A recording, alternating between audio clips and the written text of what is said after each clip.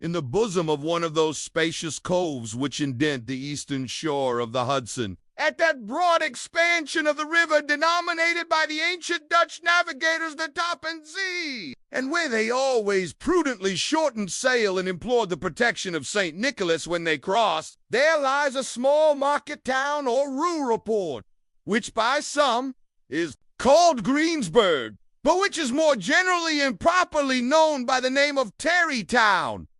This name was given, we are told, in former day by the good housewives of the adjacent country, from the inveterate propensity of their husbands to linger about the village tavern on market days. Be that as it may, I do not vouch for the fact, but merely advert to it for the sake of being precise and authentic. Not far from this village, perhaps about 2 miles, there is a little valley, or rather lap of land among high hills, which is one of the quietest places in the whole world. A small brook glides through it, with just murmur enough to lull one to repose, and the occasional whistle of a quail or tapping of a woodpecker is almost the only sound that ever breaks in upon the uniform tranquility. I recollect that, when a stripling, my first exploit in squirrel shooting was in a grove of tall. I had wandered into it at noontime, when all walnut trees that shades one side of the valley, nature is peculiarly quiet,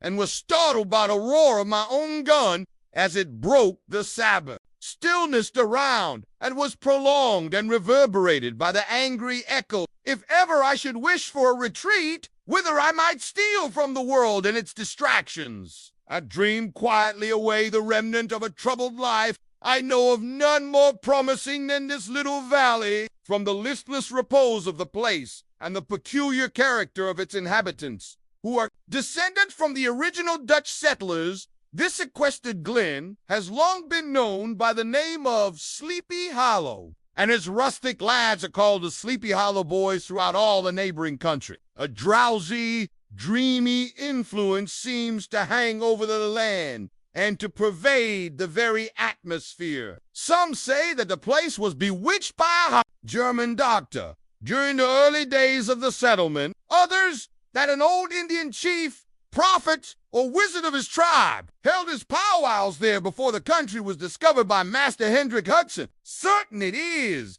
the place still continues under the sway of some the whole witching power that holds a spell over the minds of the good people, causing them to walk in a continual reverie. They are given to all kinds of marvelous beliefs, are subject to trances and visions, and frequently see strange sights, and hear music and voices in the air. Neighborhood abounds with local tailies, haunted spots, and twilight superstitions. Stars shoot and meteors glare oftener across the valley than in any other part of the country, and the nightmare, with her whole ninefold, seems to make it the favorite scene of a gambols. And the dominant spirit, however, that haunts this enchanted region and seems to be commander-in-chief of all the powers of the air, is the apparition of a figure on horseback, indeed, certain without a head. It is said by some to be the ghost of a Hessian trooper whose head had been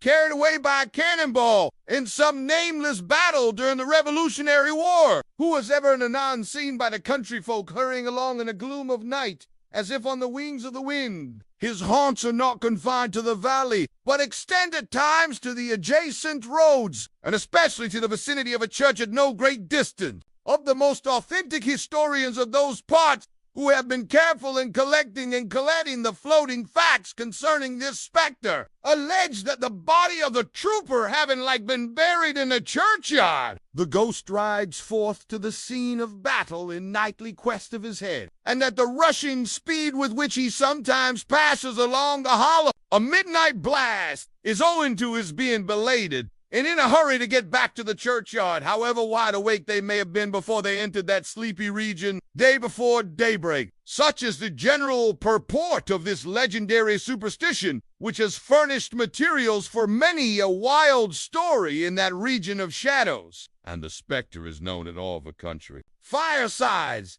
by the name of the Headless Horseman of Sleepy Hollow. It is remarkable that the visionary propensity I have mentioned is not confined to the native inhabitants of the valley, but is unconsciously imbibed by everyone who resides there for a winter or shore. In a little time, to inhale the witching influence of the air and begin to grow imaginative, to dream dreams, and see apparitions. I've mentioned this peaceful spot with all possible luck, for it is in such little retired Dutch valleys, found here and there embosomed in the great state of New York, that population, manners, and customs remain fixed, while the great torrent of migration and improvement, which is making such incessant changes in other parts of this restless country, sweeps by them unobserved. They are like those little nooks of still water which bordered a rapid stream. We may see the straw and bubble riding quietly at anchor, or slowly revolving in their mimic harbor, undisturbed by the rush of the passing current, though many years have elapsed since I trod the drowsy shades of Sleepy Hollow. Yet I question whether I should not still find the same trees and the same families vegetating in its sheltered bosom.